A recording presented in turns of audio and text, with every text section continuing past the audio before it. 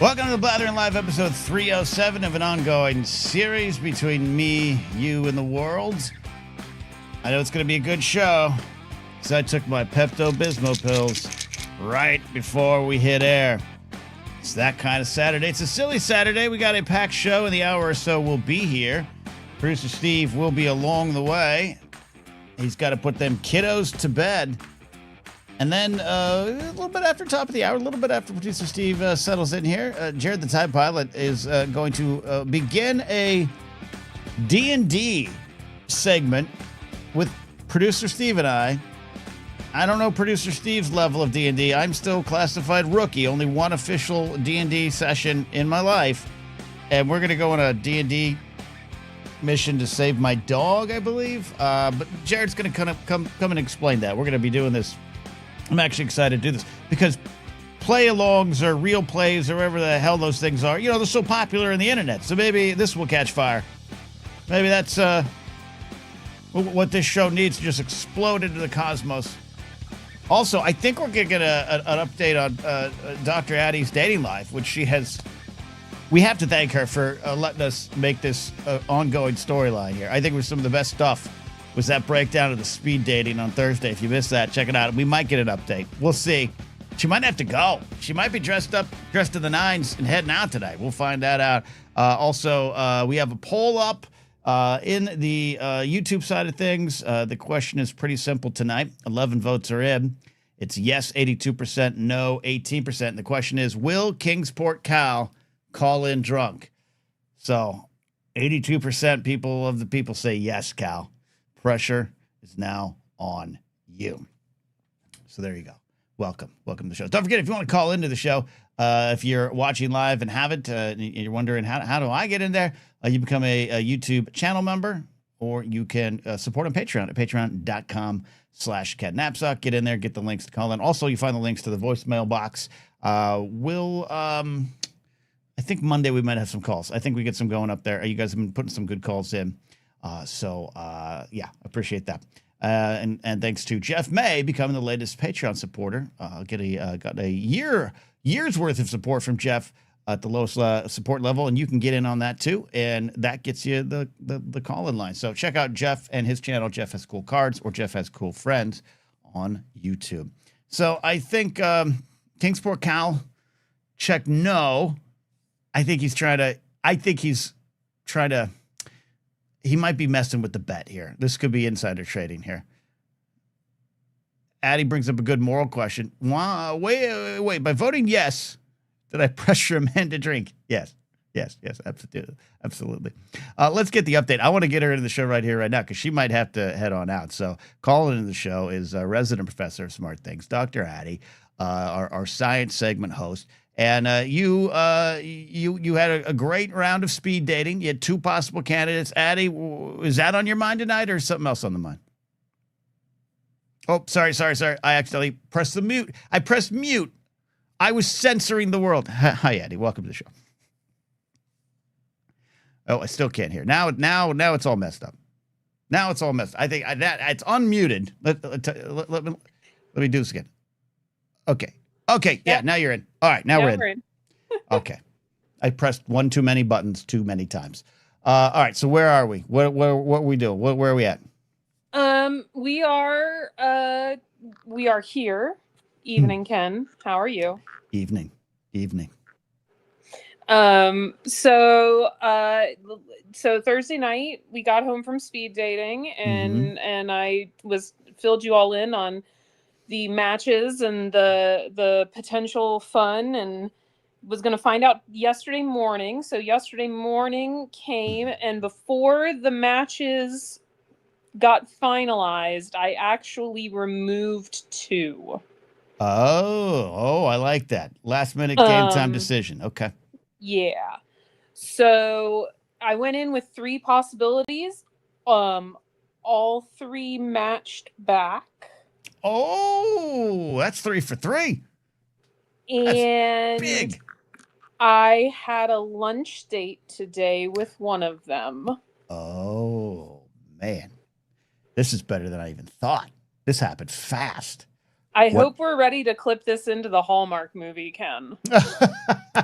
Is this how the Hallmark movie opens? Is this I the think opening it scene? does. You're calling on a radio show, and the disgusting radio host try to mine your personal life for content. This sounds promising. Do I sense a little bit of a glimmer in your voice? What's going on? I mean, it was nice to be taken out. Yeah, And not pay for lunch. That doesn't really happen. that's good. That's good. I got to go to a place I'd never been to before, but have heard good things about. Ooh, okay, Had some delicious fish and chips. like that. And it was very nice. It was a very nice, very natural 2-hour conversation. Mm-hmm. Mm-hmm. And now we wait because he's got his kids for the next week. Oh, there. Oh, so wait. This was the music teacher then, right? Yes. Okay. For those that don't know, on Thursday's episode, we had basically It came down to an engineer and a music teacher, both good candidates for Addie. Music teacher was my choice, a little more punky, a little more maybe a different kind of rings in his fingers, a little more style. But the engineer, solid dude. But the music teacher had kids. Okay. But that gives you time to think. What are the positives? Positives were a good time was had. Natural flow of conversation, didn't feel awkward, didn't feel weird, didn't, whatever. I don't know. Mm-hmm. So that was all good. That's good. That's very good. There's the rub. Children systems work out. Yeah. Okay. And honestly, Cal, it doesn't bother me. Doesn't bother you. So do you like, because the positive to me, as someone who was previously in a relationship with a single mother, is it builds in a little bit of distance that gives you that room to build up the interest, to keep the interest going, to keep things new and fresh. It can get in the way, but also if you're independent like I am, and I think you are too, Addie, it builds in some room. Exactly. And it also, not to get entirely ahead of myself, but no, being in a child's life is something that I've always wanted. I have nieces and nephews. I take pride in being an excellent auntie. So I'm not opposed to children. You're not opposed to, yeah. In my life. Like you're a late season cast addition to the children's life. Like you're showing up in season 8, right? You're the new character for them. That's a good way to go. Yeah. You pick. What's the old thing? You're picking up someone's saved video game, and you get to go for that. Yeah. Okay. I like this. Did he? Yeah. Go ahead. Sorry. Go ahead.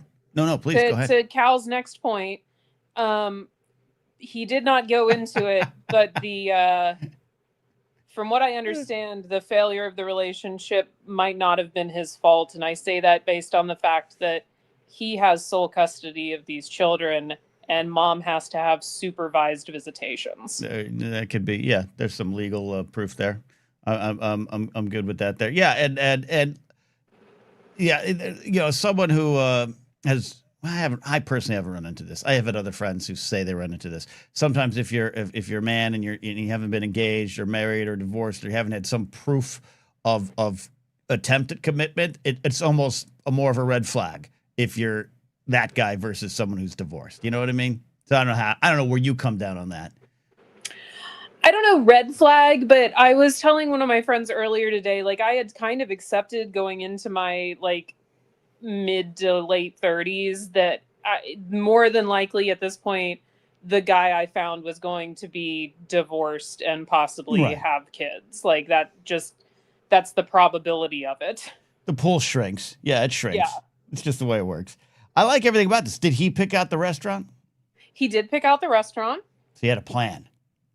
I think it's somewhere he goes frequently. Oh, so okay. So yeah, you know what? I dig that. It's comfort for him. He's probably nervous too. It's familiar territory. Mm-hmm. He feels at home. And then for you, it's like, hey, new place, but also you picked this out. You know the way around here. Okay, that's a good. I like everything about it. Yeah, and he got to talk about what his favorite things on the menu were while I was deciding and that sort of thing. So.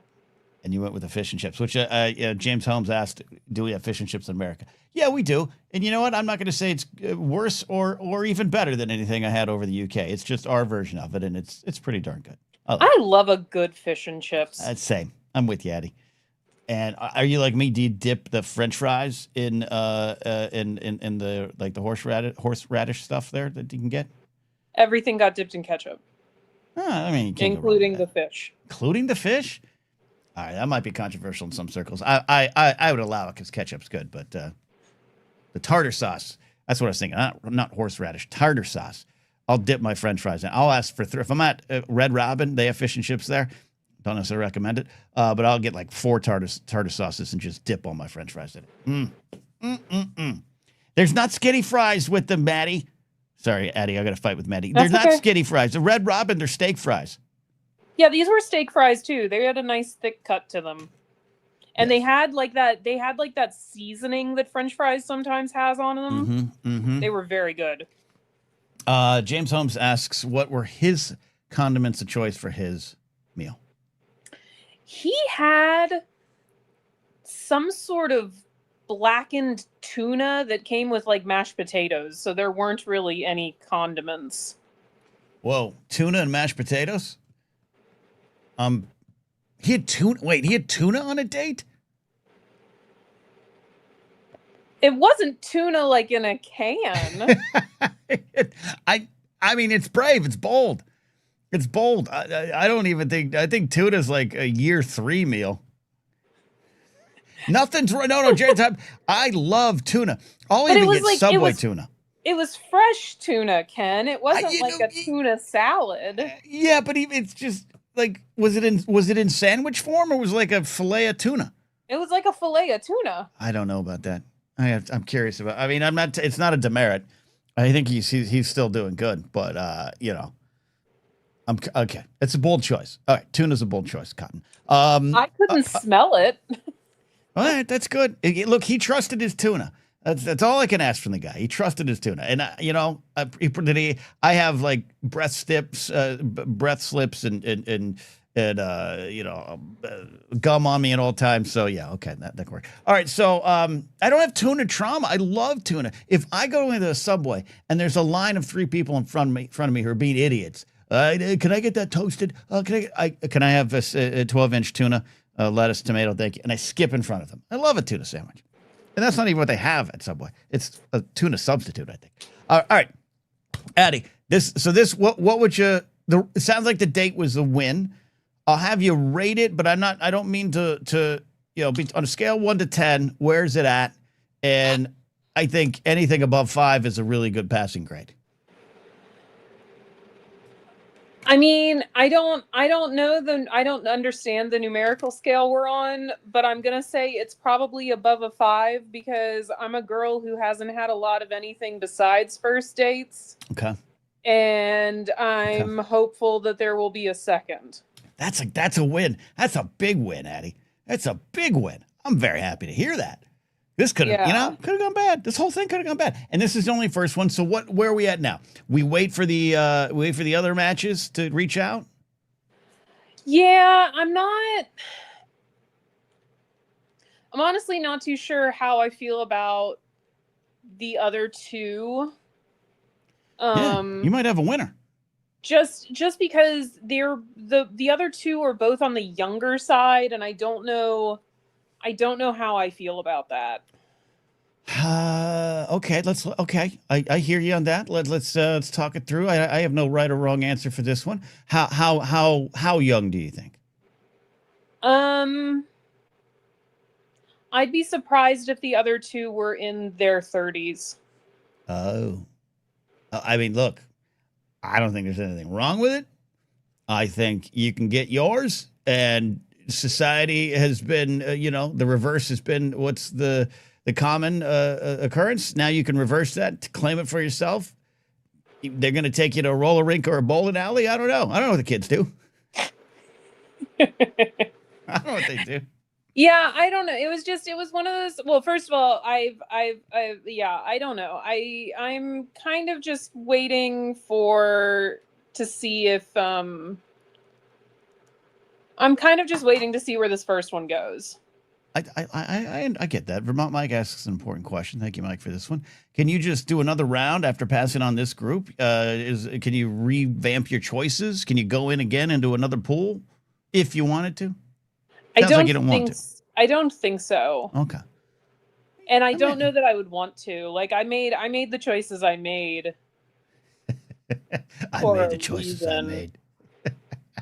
But look, even if you don't even talk to those other two, even if you don't reach out or they don't reach out, you went on a lunch date, which is a low pressure situation. I think that's the way to do it. And now you can elevate to a second time if there is one once the kids are with mom, and you can go to a dinner or a movie or something special like that. I think this is a win. This is encouraging. Yeah, and I was very oh gosh, what is the word I'm looking for? I think it said a lot about him that when he messaged me yesterday, he was like, we can either do something tonight or tomorrow, but after that it'll be a week. So he wanted to see me before he wanted to get it going. Yeah. But also had the boundary of like, look, but then I got the kids, and then that's a boundary. Right, which I think says a lot about him. Very responsible, very mature. You know? Well, you know what, Addie? I was going to surprise you. I have him here right now. No, I'm kidding. I don't know. Our audience is really happy for you. The idea of going to a speed dating session, finding any match, and then bravely stepping forward with that match for even a lunch date, even if it was just coffee, whatever. I think it's a bold move, and I think it's going to pay off. I'm predicting. I'm not going to say love. I'm not going to move too far ahead of this. Just like you said, I'm predicting the third date. That's what I think. Third date's coming. Ooh. Okay. Yeah. All right. I appreciate the update. I really sincerely appreciate you opening up your life to this kind of analysis on a live radio show. And I appreciate you letting me take notes in the background so I can turn this into a hit romantic comedy book one day. This is going to be it. This is wonderful. Could producer Steve and I do the forward? Yes, please. Okay. Yeah. Okay. Yeah. And it's dedicated to the Blathering. The Blathering community. All right, everyone in the audience, give it up for Professor Addie. She had a successful speed dating follow-up lunch date. You are off the hook, Addie. You do not have to provide any more updates on the situation unless you want to. Your life has been analyzed and mined for content here. But if we get an update, we'll be all ears, okay? I appreciate that, Ken, because I really don't want to come back and tell the entire internet every time I do or don't see this person. Yeah. It's like we'll all be peeking through the restaurant window. Go. Yeah, we don't want that. But might have to call in for some advice now and then. I think that's that. There you go. That's all you gotta do. That's all you gotta do. All right. But okay. So no science this week. I got to go see Supergirl. Supergirl, yeah, that's right. Me too. But maybe science the week after, and we can talk about fireworks in time for America's birthday. Oh, that's right. It's the 250th of this great nation. We'll celebrate with science about fireworks. I love that. That's a perfect setup. Enjoy Supergirl. I'm going to try to catch it as well. Thank you, Dr. Addie. You're welcome, Ken. Love it. All right, let's take a call here from Wiley. Wiley calling in. We've given him advice that we can't call it dating advice because it didn't turn that way, but we taught him to be a right, proper gentleman, I think. Wiley, how are you doing? I'm good, Ken. It's nice to hear someone else's story after I went on months ago. It's inspiring, right? It's inspiring. Yeah, it is. I like to hear it. I love perspective. I'm a person that does a lot on perspective and just hearing other people's opinions. I'm big on that, so I love it. Love it. Well, what are you calling in for tonight? Do you need advice? You just ranting where we're at? I do need advice. And I think, speaking of segments, it kind of started that Advice Monday in a way with the dating stuff. But I think our calls have kind of switched to like in your 20s conversations, right? I'm a young in your 20s. And most of my questions center around that. So I think maybe that's where it's going to go. Dating will be in there. That's part of your 20s. Mm-hmm. Whatever. Barely part of mine, but yeah. So I got a question for you, Ken. I have a lot of anxiety towards live events. I don't know if other people here do. I was actually supposed to go to a live event at 7 p.m. Central, and it's 6:50. So clearly, I'm not going. And the reason I'm not going is I saw you were streaming. So as soon as I saw you had it scheduled, I was like, I'm not going to go because I want to do that. So I found myself a scapegoat. And what tends to happen for live events for me is I get really nervous because what happens is I think about what's going to happen on the way there. Once I get there, where am I going? Where's the situation going to be? Okay, once I'm there, and as soon as I get in my spot, I'm like, oh, I need to think about leaving. I need to leave and stuff like that. So with that, it prevents me from going out, and then I'll sit here for the rest of the night, even though staying home. I'm glad I'm on here on the Blathering. We're glad you're here too. Yeah, but at the same time, I'm going to be like, well, you didn't go. You didn't go, and you're going to beat yourself up about it. And I constantly do that. And I don't feel bad about buying the tickets to the event because I'm supporting the people. And that's right. Okay. And as someone that's a creative, that's important to me. So that's why I like supporting the Blathering, obviously. You do. And stuff like that. So my question is, do you have similar tendencies? And if you do, how have you dealt with it throughout the years? I, in a way, do, not just for live events, but what you're kind of describing is anxiety I feel over, I call it like arrival anxiety, running through if I'm unfamiliar. So let's go to airports. You've all heard me say on this show before, I love flying. I love airports. I'm good at airports. I was not. My first, flights came a little bit later in life, as I've explained some of the reasons I didn't fly. Parents we couldn't afford it. We took a Volkswagen van everywhere for vacations. So I was in my late 20s, early 30s when I started flying. But when I got hired by Screen Junkies, literally one of the first meetings was, you're flying to Chicago in 3 weeks. And I was terrified. And the night before, I was like reviewing maps. I was like watching YouTube videos on how to enter LAX. Because I just didn't know how to do it. And the uncontrolled kind of nature of that can really cause anxiety. And I do have that for live events. Like, for instance, I'm going to the Greek Theater in September to see Liz Phair and Slater Kenny. I've been to the Greek Theater once, traveled with our friend on the show here, Chris Kiefer, was a Greek Theater veteran. And he's like, oh, here's how you get the bus. You catch the bus. You get these wristbands. You go. That's the best way to do it. There's no parking. Leaned on him. He's not going with me this time, and I got to kind of figure out how to get there. And I'm already kind of got some anxiety. But so I'm with you on that. I think over the years I just have learned I have enough evidence to tell myself that it's going to work out when I get there, and that a lot of the things I have been afraid of, going to movie theaters. And this is shared I was listening to Alex and Molly Damon on Star Wars Explained. They were talking about this on the news show today. Like, going to the movie theaters has now proven to be more of a negative experience than a positive experience because of the people around him. So stuff does happen, but the fist fights I worry about having to get in because someone's, playing music on a speakerphone next to me has never happened. So I draw on that experience that nothing has gone wrong that I've worried about, and that once I get the system down, I'm good to go. Does that connect at all? Yeah, it kind of does in a way. It's weird because I know you do stand up and you've done live events in the past. I certainly work and curate events myself, and I don't get this anxiety during those things. And I think it's because, and maybe you could speak to this, that we're in control of the event. We are the people that are putting it on. So there's less anxiety of like what's going to happen, what are the things around it. But there's like another thing, speaking of in my 20s, and we talked about this and me lacking friends and stuff like that. When I go out to these events, that's a chance to meet someone.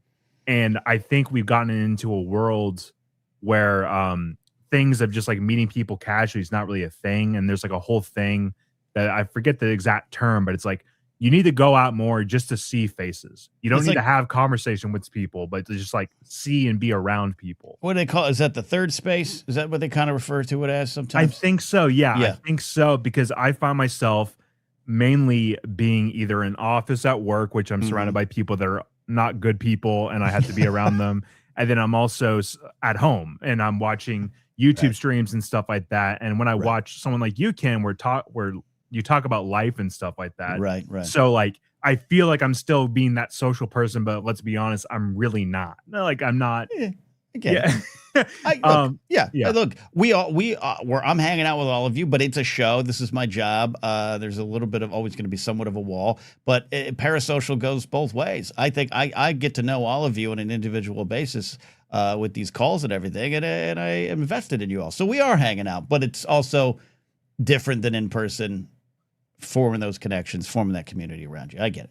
Yeah, 100%, 100%. It's just a difficult spot to be in, because like usually I'm in those two places, and then I'll have to go on a date, and it's like, okay, I have to get surrounded and act normal, like in this space and stuff like that. So yeah, it's just like, I think I made a transition in where I am in my 20s at the moment, where I'm focusing on making connections with just random people more so than being in the dating scene, because I don't think I'm necessarily ready. Quotation marks. And you don't have to be. And Narcolepsy says, just remember that once you are in the thick of it, you are in control of what you do and how you respond. Trust that you will know what to do at the moment. Yeah, and I think that's some of the things I deal with. Yeah, in terms of what you're saying, yeah, I think, are you, my follow-up question to you was going to be, are you, when you're at a concert, a small venue concert, and you're there by yourself and you're joining the band, do you find it easy to talk to people? Because I'm fine being there alone, but I get even a little more introverted, and I hug the wall or the back of the room, and I don't chat with people. Where are you at when that kind of stuff happens? I'm in the weird middle of that. I would say, is like, I do hug the wall because I just don't like being in the middle of a crowd and stuff like that. I'm not that, like, it kind of gives me claustrophobia a little bit, which I'm not, but like in those type of spaces I am. But I'm also like, if there are people that are in groups or pairs and stuff like that, I'm not going to bother them, because I feel like, how do I approach that? But if there's someone there by themselves, then yes, I'll spark up a conversation, because I want to have those conversations. But it's very rare where you see someone like myself or you going to a concert by themselves nowadays. That never happens. It's very rare. Yeah, yeah. Well, and look, and Kingsport Cal, by the way, 89% of the votes say Kingsport Cal will call into the show drunk tonight. Kingsport Cal says something that has some insight behind it. Sometimes the dating will creep up on you when you least expect it. You could find those persons or peoples to date at these events 100% naturally, which is usually the best, unless you want to try speed dating, and maybe you should, because it's working for Addie. But that's a great call. And what Cal said is exactly kind of what I'm going on in my head about. But also it's like, okay, so I have that in my head of what Cal just said, then I'm not going to the event tonight. So it's like, well, you missed your chance to do that type of thing. You see where I'm getting in? You kind of get in that circle of thinking. All right. So what's the next event you're going to go to? Well, let's get you out of your house. I appreciate you being here. I love when you call in. Yeah, I love being here. We got to get you out of the house on a Sunday or a Tuesday or a Wednesday or a Friday. Oh, there's actually a funny thing. I'll continue that question. But so the girl that I first started calling in about? So another person was on a show with that same girl recently, and the girl I know that's not the girl basically they were on performing together, and I got invited to that show. So I had a complete in. I could have just shown up at that show. And that's like I'm with the other person and then meet that other person. But anyways, it goes the way it's supposed to go. I think my next show is actually one that I'm putting on myself. If I have a concert coming up, but who knows? I buy concert tickets because they're pretty cheap in smaller venues around here. So they still are. Yeah. I highly recommend small venue music shows, folks. Okay, this is great. We're gonna keep tabs on this. Will you come out for BlatherCon, or are you gonna save up for the bigger WangerCon? I don't know. I don't think WangerCon's happening anymore, so I might have to go to BlatherCon. Yeah. What about the karaoke? You coming out for the karaoke? No, I can't. I can't swing the money for that, Ken. It's so expensive. I can't. It's across town. I can't even swing the gas money for it there. Sorry, Wangers. Yeah. I will be on the Wangers next month, though. Return to the Wangers, just so you all know. Very excited. Wiley, thank you. Do we at least give you some advice, or do you at least feel better that I, like you, sometimes have anxiety about venues and events? I do feel better about that. I like having other people that share the same thoughts. It kind of calms me down a little bit. So love it. Keep us updated, my friend. All right, thank you, Ken. All right, Wiley Todd, calling on in here. We got some super chats. I appreciate that. James Holmes is about ready to go to bed. This last movie that made you think, wow, how did they do that as a performance? Just rewatched Split and thought, wow, how did James McAvoy do that? Performance. What would be the performance in a recent thing that I was like, wow, how did they do that?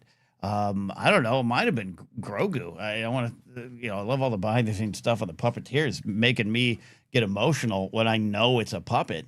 That's a special kind of skill. I have a good friend of mine, Tim Blaney, is a puppeteer, and a voice actor, and it's a special kind of skill. So that might be it for me in terms of human performance. I don't know. Maybe some performances in Night of the Seven Kingdoms. But yeah, I know what you're talking about, James. Like that kind of like, oh, that's an award-winning performance right there. So I'll have to dig deeper into that one there. Jared the Tide Pod asks a direct question here with the super chat attached. Simon and Garfunkel or Crosby, Stills, and Nash? Now, not Crosby, Stills, and Nash and Young, huh? I am a big Simon and Garfunkel fan. But I enjoy Crosby, Stills, and Nash, and Young. But I think I don't own anything of theirs. I own stuff of Simon and Garfunkel. I'm also a big Paul Simon fan in his, ensuing solo career. So there you go. Asked and answered. Speaking of asked, speaking of answered, the kids are in bed. Everyone is sleeping and snoring. It's producer Steve. Hey, buddy. Hey, buddy. The kids are in bed indeed. Happy Saturday, everybody. What did I miss? You missed Addie is ready for a second date because the first date today went pretty darn good. A lunch date that went well. Oh my god, excellent. Well, love to hear that.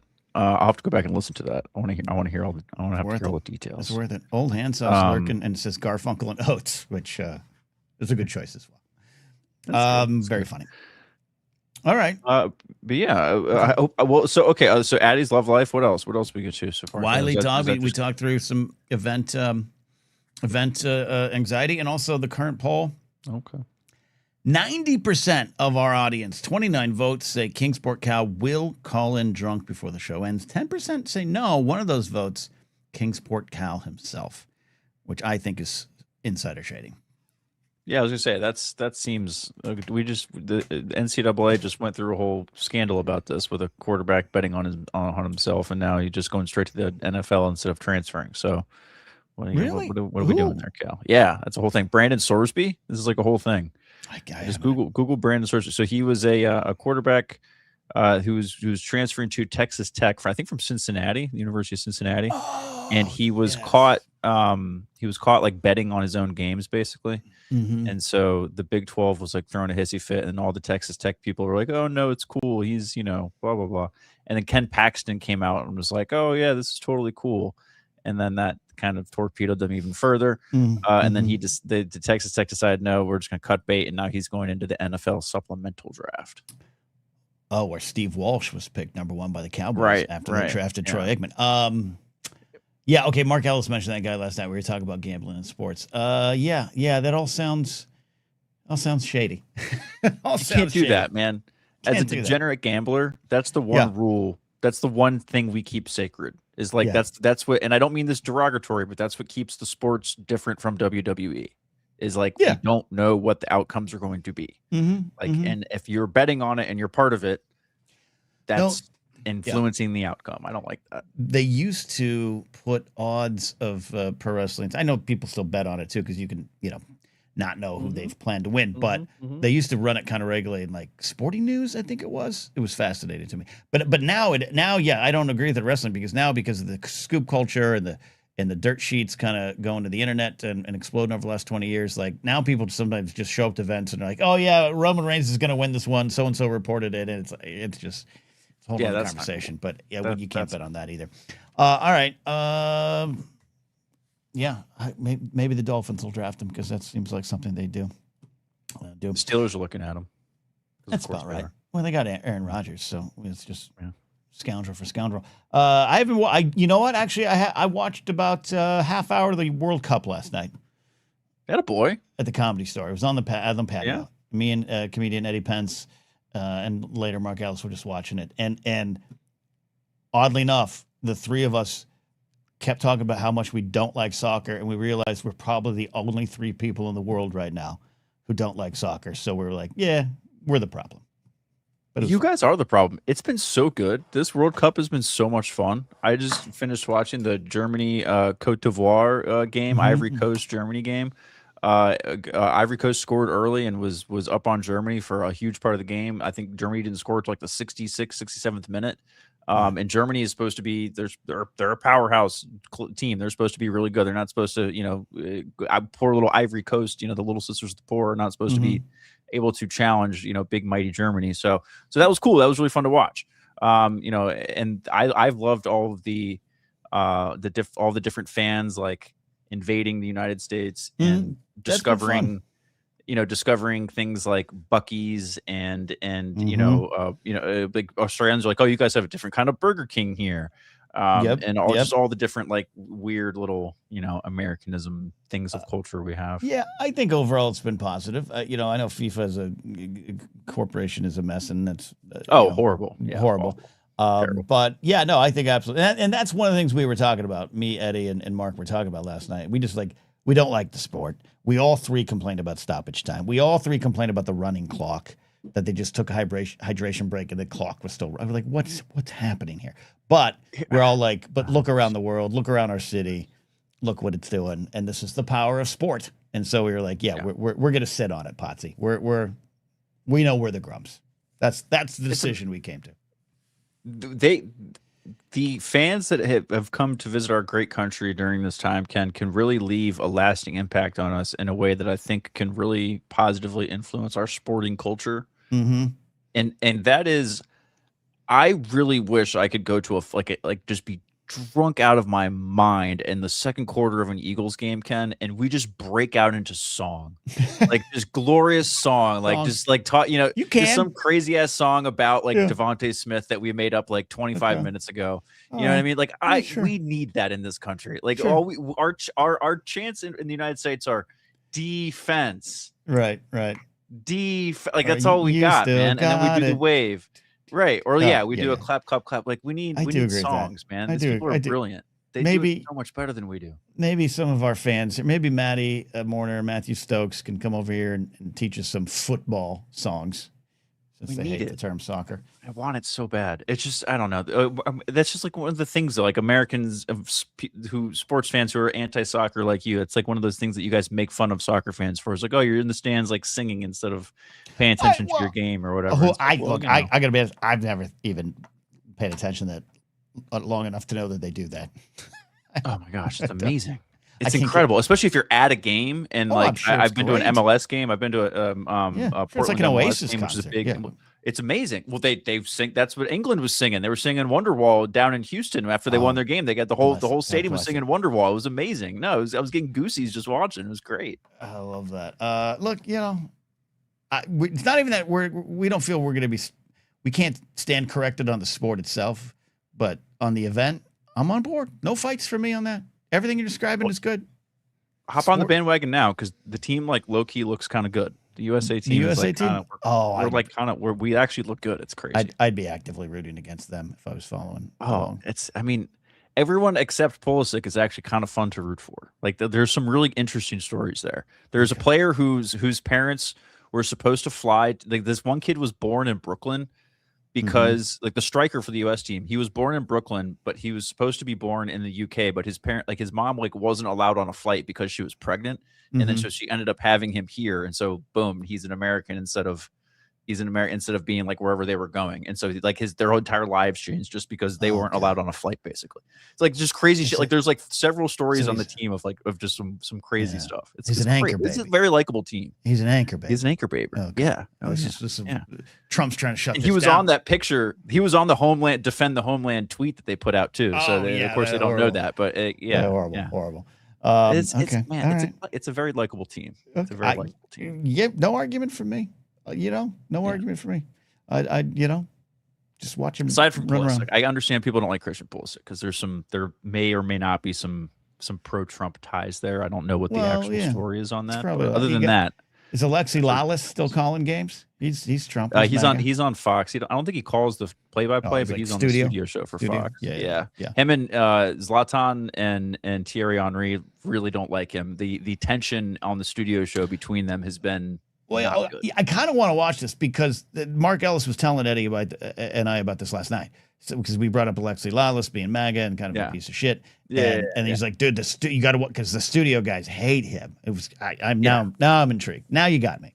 Now you got And it. Zlatan is like the stereotypical like European, like full of himself dude who thinks he's better than everybody else, sitting next to Alexi Yeah. Lawless. Like those two guys going at it has been it's been very funny to watch. And Thierry Henry is kind of just in the middle of it, like looking around, like what are we doing? Matthew Stokes says that tension is beautiful. All right, we get some clips on that. Good stuff. All right, in the time we have, we got some voicemails tonight, though, right?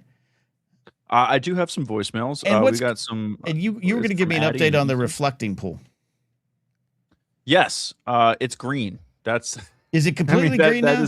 Yeah, it is totally fucking green. This thing has gone the complete opposite way.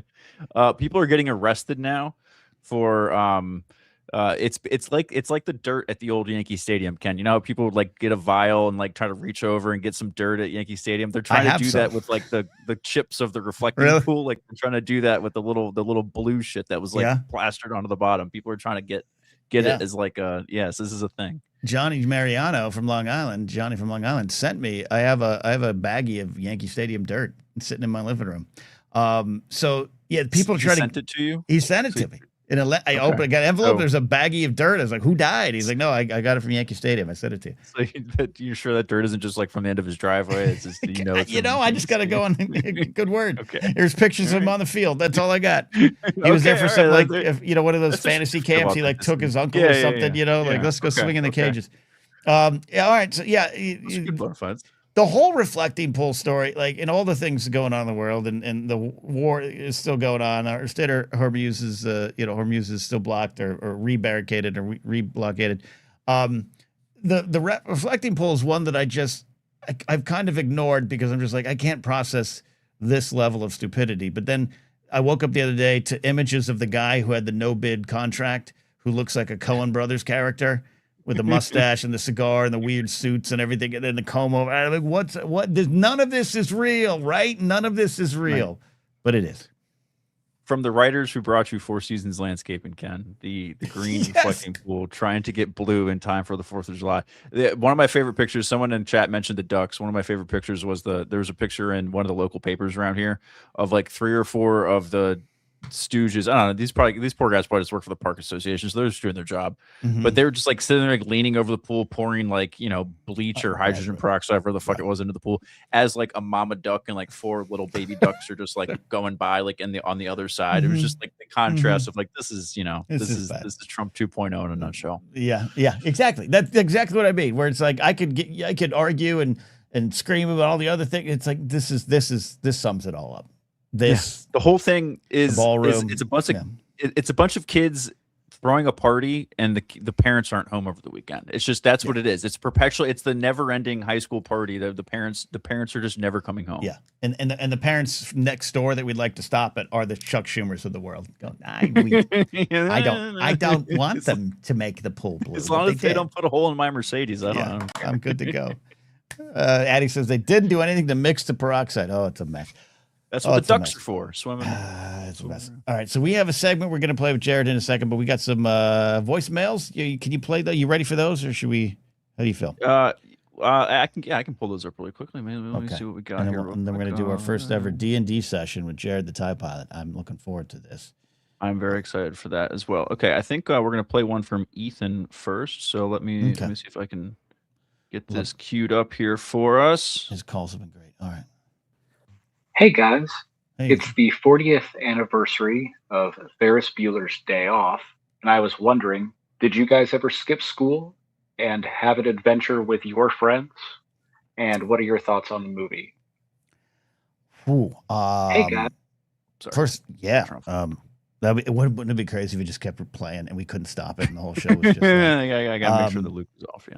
I'm a big fan of Ferris Bueller's Day Off. I didn't watch all of John Hughes's films. I didn't grow up with them as much as other people did. Some of them I was not allowed to see. But my grandmother let me watch Ferris Bueller's Day Off. And this is funny. Ethan asked this question.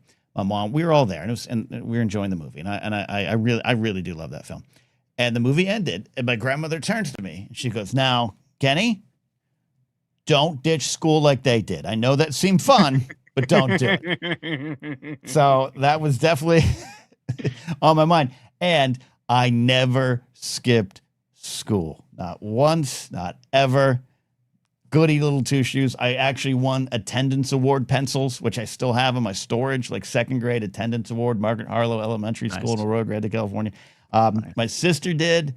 That caused some issues. The worst thing I did was I had to stay after school sometimes for drama rehearsals, and there'd be like a late school bus in the day to take us back. And me and my friends skipped out on that, and we like tried to walk home. And we ended up having to get quarters and call our parents on a payphone. My friend's mom had to pick us up, and I got in a lot of trouble for missing the school bus. Kingsburg also said, I never faked sick. I never faked sick. However, there might have been times where I'm like, maybe we can force this into a sick day. Yeah, but never ditched. You? I first of all, I've never seen Ferris Bueller's Day Off. At least not start to finish. Maybe like a few times, like on TNT, like in a Sunday afternoon, growing up or something like that. But never start to finish. I have skipped school, once that I can think of at least. I don't know. I mean, I might have in high school. I'm just not thinking of it. But once in the 7th grade, I skipped school. The bus stop, Ken, was right outside my mom's house and the neighborhood that she lived in. I decided to bypass the bus stop, and we went to a friend of mine's house whose mom worked all day. Single mom, just trying to do her, just trying to provide for her kids. And we totally took advantage of this poor lady, and that she was gone all day. So we hung out at his place. It was me, him, and a buddy of mine who lived across the street. We all skipped school, sat in his house, played Nintendo 64 pretty much all morning. We used those. They had a stack of those AOL internet trial CDs that you got. For a and coaster. I remember throwing those around all over his living room stuff. And then about 1 o'clock, a police officer knocked on the door.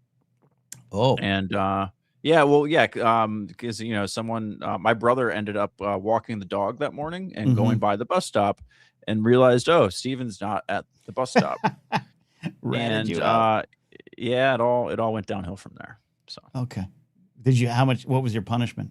Grounded for how many weeks? The funny part is? Yeah. So my mother loves me, Ken. Okay. I am mama's sweet little boy. Okay. My mother has never been mad at me or upset at me in my entire life. Okay. She didn't talk to me for like 6 days. Woo. Yeah. Throwing away your education. She just didn't talk to me for 6 days. Like she would make me dinner and shit like that. But just like I don't think she said a single word to me. And the best part was after those 6 days were over, the next week, literally, because again, my parents were split. My dad had already planned this whole big giant vacation to Disney. So he wasn't about to like not do that because all sorts of stuff had been paid for and anything. So like, yes, my mom didn't talk to me or anything, but like my punishment was, and then I went to Disney World like 6 days later with my dad, the other side of the family kind of thing. Yeah. Okay. My dad was like, you little shit. Yeah. Explains. There you go. Get away with it. Get away with it. Now I did, when I was a senior, I had video production, which meant 3rd and 4th periods. We had a card that allowed us to leave campus. And so that was great because that was like, state approved ditching. Because you could leave it at about 11. We'd go straight to like a Jack in the Box, get some food, and then go, we're going filming. And we go to a local park and film for about 5 minutes and just eat food. And it's time to go back 2 hours later. So that was great. Excellent. All right. Great question, Ethan. Love that movie too. I'm a big fan of Ferris Bueller's Day Off. Swing batter. Next, we got another voicemail, you said. So here's the thing. I've got 4 from Professor Addy. Let's play 2 of them today and maybe save 2 for Monday or next week. Yeah, what do you think? We could even just do one. Let's do one because we got this segment. Or just one? Okay. All right. Let's do. All right. I'm just going to pick one at random here. Say Ferris, which is also a great ska band. Fan of the European football. Hold on. I haven't hit. I got it. Here we go. Did it go? I heard a scramble. Okay. Watching the World Cup. Oh, let me try this. Yeah. Okay. Let me try something else here. Something about the World Cup. There we go. Okay. Ben is a huge fan of the European football, but watching the World Cup, I'm wondering, with everything we know now about CTE and the dangers of concussions, should soccer players still be allowed to head the ball? I watched a good header I think when I was at the store. Pakistan team, maybe? Were they playing? Morocco? Thinking of maybe Morocco. I don't know. I don't know. Yeah, I know. Someone did a header, and I had that thought. And as someone who I did play soccer for 2 years, not very good, little league soccer, AYSO soccer, red shirts, blue shirts. I would when we in practice, like, all right, we're gonna learn how to head the ball. I was like, I'm out of this. I'm out. I can't do this. I thought it hurt a little more than it should. So I'm always impressed with it. But I did have that thought. That's all it takes for a concussion, right? That's all it takes. Yeah. It's not Lawrence Taylor hitting you. It's you bump a counter, open up a door in a cupboard. So, but I just think it doesn't happen with the regularity that happens in the NFL. So we don't associate it with that. There's actually been some really good science in the last few years that started on this, and there is now a really growing concern, especially amongst young kids, of okay, should we be allowing, like, at what age should we start letting kids do headers?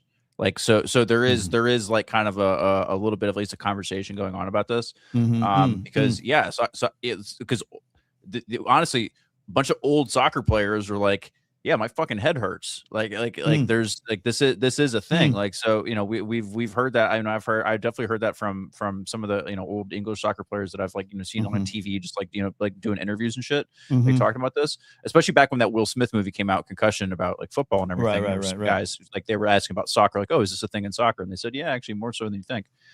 So yeah, it is definitely a thing in soccer. But I think they're just now sort of kind of being a little bit mindful of it, and I think there might be a little bit less like resistance to it the way that we see in football. But at the same time, with soccer, they're like, "What the hell do you want us to do? We only have so many limbs we can hit the ball with." Right. So because these are the rules you've given us. Yeah. Because like I bet if you told them to wear like little soft helmets or something, they'd be immediately against it, right? Some goalies do. Some keepers wear those little helmets, like the little like foam looking helmets, like old timey football helmets. Yeah. So yeah, I mean, in a world 50 years from now, is that a thing? If we really just, here's the thing, man. Like, modern professional football has only been a thing for 60, 70 years, right? Like, of all sports in general. Like, professional baseball is like the oldest, but like. So like the really, really old guys are just now becoming really, really old. So we're going to know this kind of now between the last 10 years and the next 20 years, kind of what all of there's not a whole lot of like 80-something-year-old football players, man. Like, there just isn't. Yeah. Yeah. Not to take a too serious of a turn, and I'm uneducated in the numbers and the science of it all. But yeah, as they have made improvements over the years, are we going to see less of the problems we've seen players in the 80s and 90s? I don't know. And I can't, I hope so, but I don't know. Yeah. And you see the Guardian helmets, and even I look at them and go, man, those look kind of stupid. But I think I'd wear one. Call me stupid, but this is my career, I'm making money. I got 4 or 5 years to make money here. I don't know. And then when it comes to football, because pro wrestling, CTE is obviously a big thing, and the Chris Benoit tragedy, all those kind of things. Tragedy, he murdered 2 people. But I took headshots. I took chair shots. Adam Pearce hit me in the head so hard I had a swollen cut for days, hit in the head with a trash can, and I didn't do it as much as other people. That has changed. You're seeing less. WWE banned those kind of headshots with chairs. You are seeing it. So I don't know if those are enough. But when it comes to like watching football, for me, it's kind of like when I eat a hamburger. I love a good hamburger. You cannot show me video of how it's made, because then I'll go back to being a vegan if I face the truth. Sometimes when I watch football, I have to admit just having some disconnecting kind of deniability to the realities of what I'm watching sometimes. Does that make sense? Just try to turn it off. At least to be fair, at least Jalen Hurts like signed up for it. The cow didn't really sign up for it. So that's a little bit of the difference. At least that's how I rationalize it in my head. Yeah, okay, that's true. That's true. The cow, the cows, Give the cows a voice. All right. No, great question. I think it's a great question, Dr. Addy. All right. Let's go ahead, and we're going to do this one because we got Jared coming in here, and the time left. No rush, Jared. We are going to play a new. It's our first. Steve, are you ready for this? Steve, have you ever played D&D? So only what's called a one shot, Ken, which is giggity. Okay. Only a where it's a one session, not like a carryover kind of thing. So I've done like a 4-hour marathon, like start to finish kind of session once. Okay. So same. that's my only familiarity with it. Yeah, I did two. Actually, I said one earlier. I did two. I did one for Hyper RPG, the old channel. I played a one-shot Star Wars game, which you'll start DMing, and then I played my buddy Matt Key's house. That was the time I played with Matt Mercer and that whole crew there too, and that's the only time I did it. So, all right, so I'm still rookie. You're rookie. Jared, how are you? I'm doing good. Greetings, adventurers. How goes it? Oh, it's great. Boy. It's Oh, great. he's getting into it. Oh, he's all there. We got to have Oh, some yeah. certain music for him. Okay. You know he's so excited for this. Oh yeah, I mean I've been doing D&D for Okay. 30 years. I started way back in 2nd edition. What does that mean? So like a lot of games, D&D has gone through what's known as editions. They'll update the rules, they'll change things, balance out the game. Oh yeah. yeah. Okay. So the first one was in the 70s and the 80s, and they had a 2nd edition takeover in the 80s and 90s, and so on and so forth. Because it's kind of like because I have a friend who works for Wizards of the Coast, and there was like the big update and it was some controversy. There was some stuff. I just remember there was some stuff. Is it kind of like the whole community gets the new? It's like someone comes down on high with the 10 Commandments. a little bit. Yes. Like, it's still Wizards of the Coast is still, praise to the Lord of capitalism. So Yeah. they do everything they can to suck the money out of you and Sure. all that. And they are not above rapport when they print silly things that they have to reprint later because it was racist. Yeah. I've heard some of these stuff. I've heard. Yeah. So- I've heard Oh, some of you it. mean the reparations magic card? What do you mean?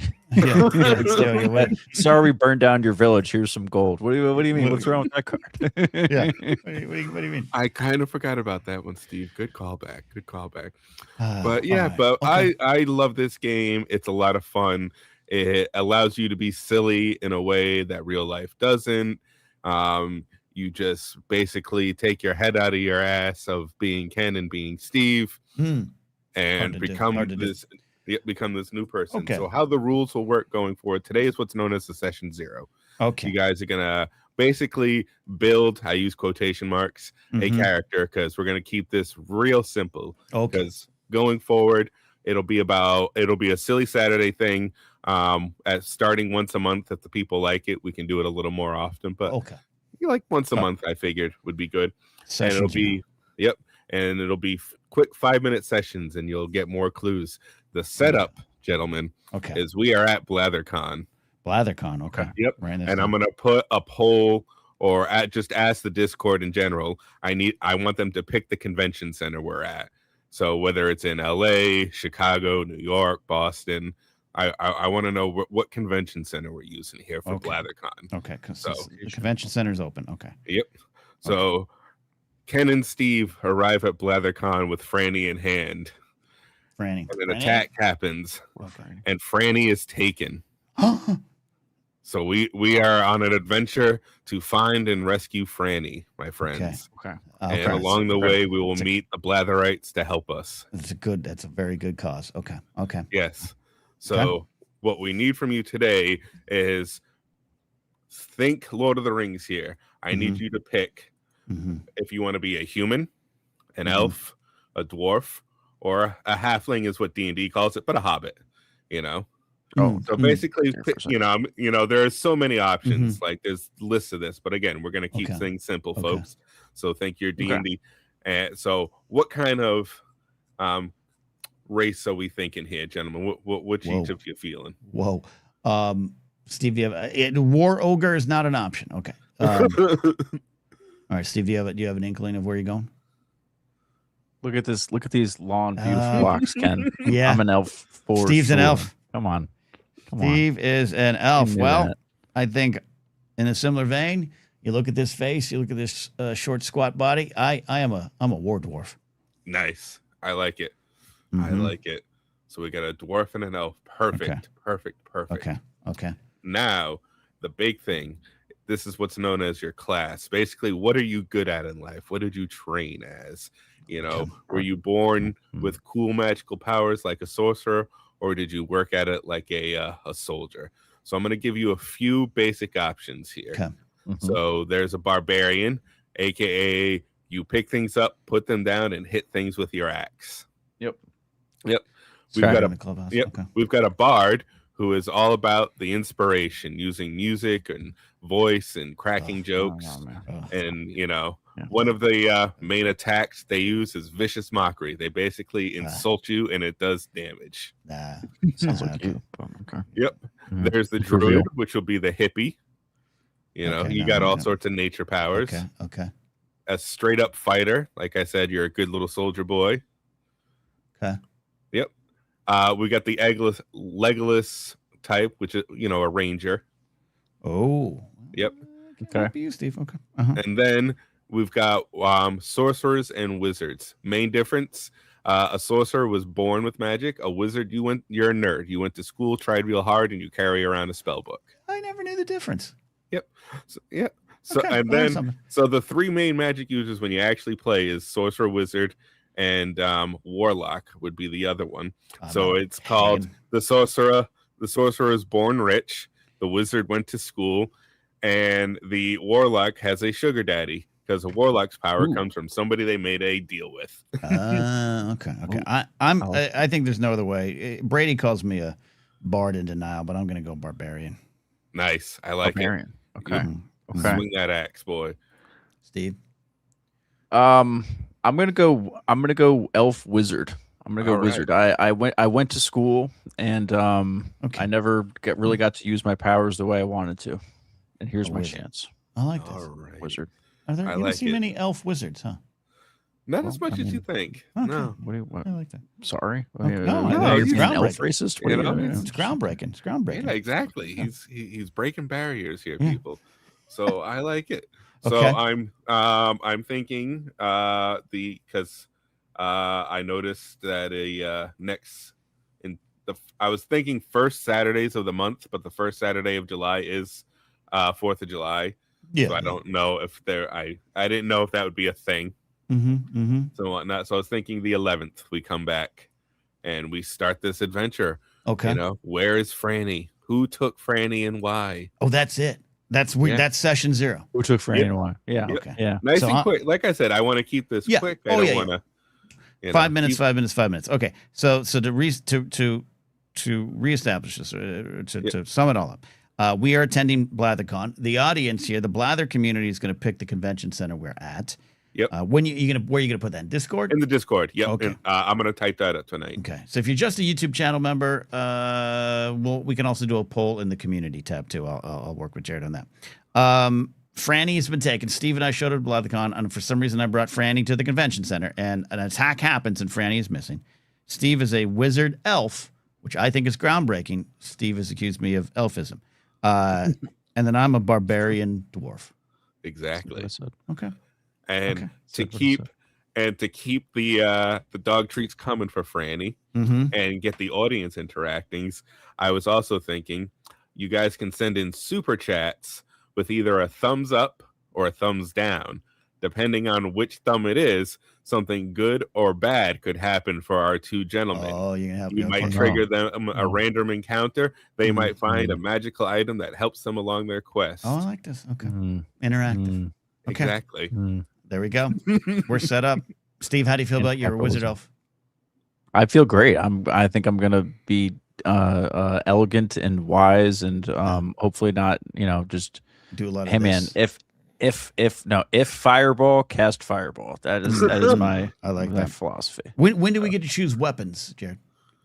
Okay, we can do that right now. What kind of weapon were you thinking? A warhammer. You want a warhammer? Warhammer. Easily done. Nice. Okay. Nice. What does Steve get? I just want a big ass stick. I want a bow staff. I was gonna say Steve's a wizard. He stays behind you while you take all the brunt, and he casts all the spells. Okay, right. But he's got a bow staff. Okay, he's the Gandalf of the group. He tells you to run while he fights the Balrog and collects all the XP for himself. I can't wait for the fan art of our characters that I'm sure will arrive. Oh God, you do the fighting, I'll do the talking. We'll be fine. Like cop, bad cop. It's all good. The first session is in here. The mission, the journey, the saga of saving Franny. Thank you, Jared, for setting this up. We're going to pick this up, like you said, when we get there. No Saturday session next week, as I will be out that day, probably at Anaheim Fan Expo. If you're all out there, say hi. And then 4th of July, and then we'll come back. So there you go. All right. A quick hang-up question. You guys can just debate it. I'm curious to know, with the baseball season in full swing, how are you feeling about the ABS system so far? You guys stay safe. Yeah. Thanks, Jared, for the whole segment there. I have been somewhat converted from my anti-robot umpire stance. I don't know if I still like it. I do like that there is a cap on it, that the challenges can be lost. So you can't just, the whole game can't be this. And then, as I've said before, but just the crowd reaction is turned into a fun thing. And as long as that's still going on, and we get a call right or two, I will give up the human element that I loved and campaigned so much for. I still think you get just enough of it, and I'm happy with it so far. Free hot dogs, baby. Free hot dogs. Mm-hmm.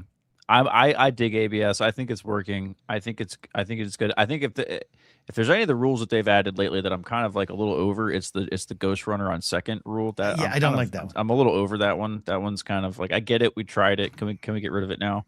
Like, we've done a good job of speeding the game up enough without that.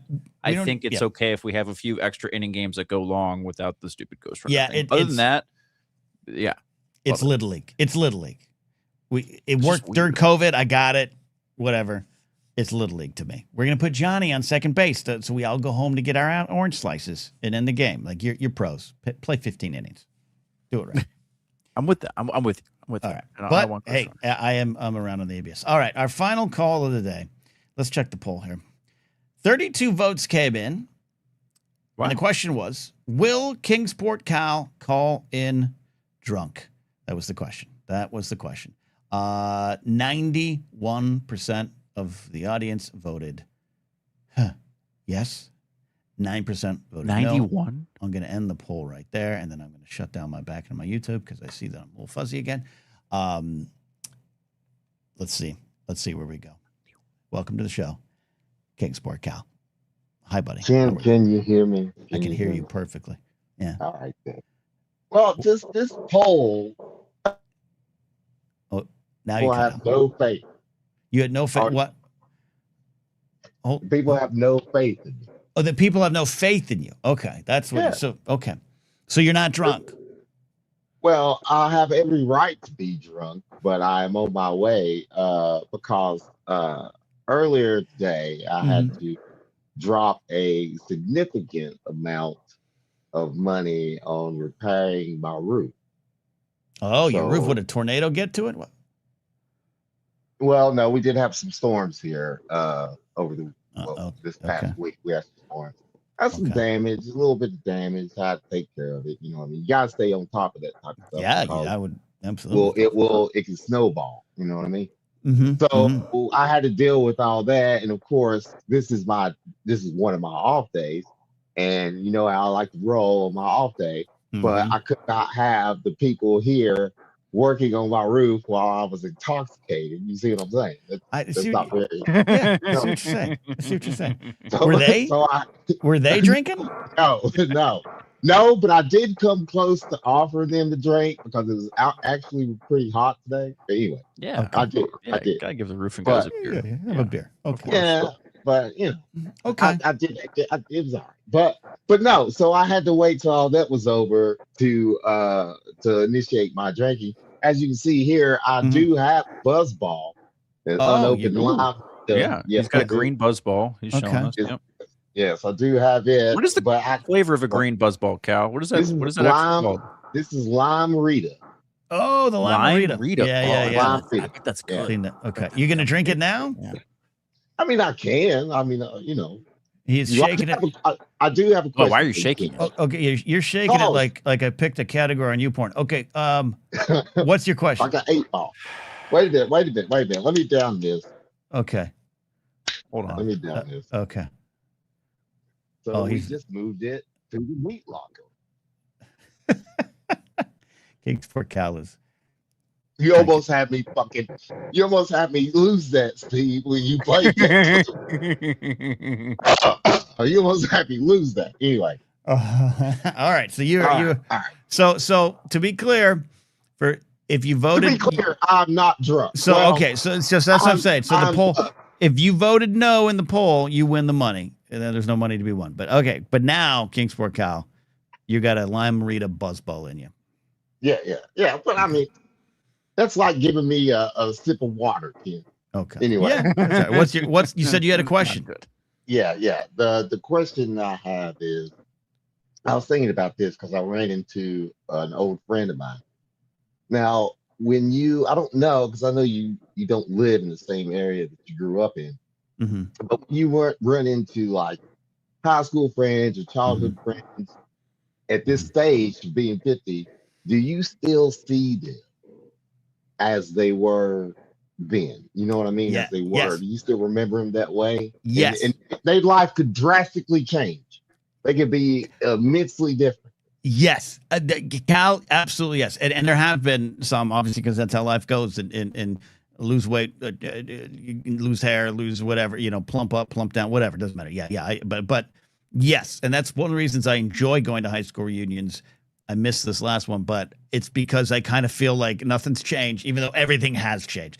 From the outside looking in, you're just like, who are these old people dancing? But me, I'm like, this is like 12th grade. Like I absolutely. When I run into them, even people I knew from like 6th grade, like, oh, there's Denise. She looks exactly the same to me, even though she really doesn't. So I don't know. Cal, we got to commission a study of what the brain does.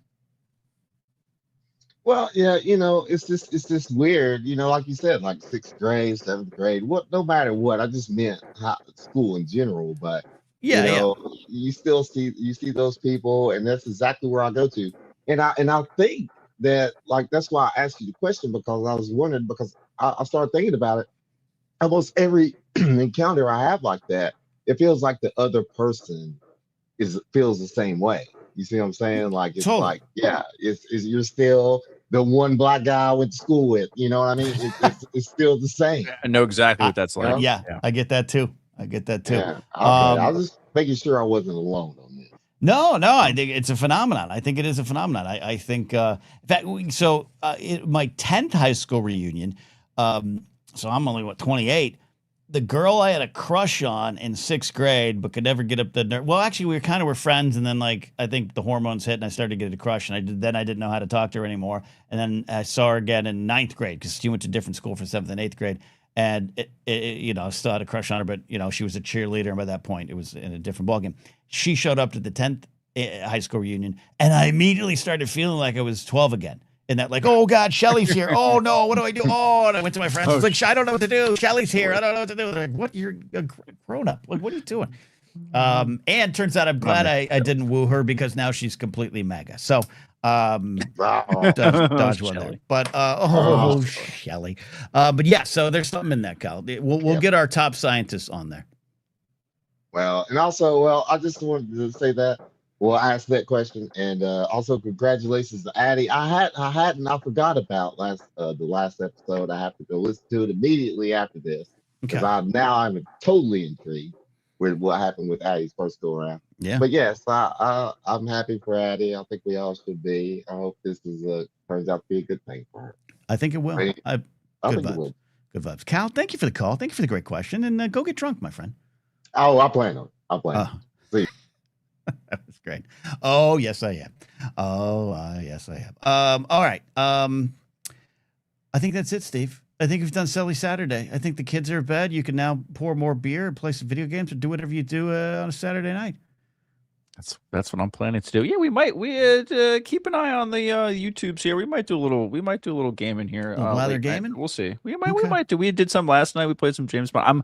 The James Bond game is really good, man. I'm having a lot of fun. Things. So I want to keep playing it. Yeah. And I promised the people that I wouldn't cheat on them. So if I'm gonna play it, I have to stream it. So. I hear good things. It might be something one day I get my hands on, and I go to GameStop and look in the bargain basement when it's on sale. Good stuff. All right, everybody. We'll be back Monday for a little showy show. Fun show. Thank you, Jared. I'm excited with the D&D segment. We're gonna say, Franny, no more updates needed on Addie's dating life, but I think this was a great update tonight. Cal's getting drunk. We'll see y'all next Off and time. away. Bye.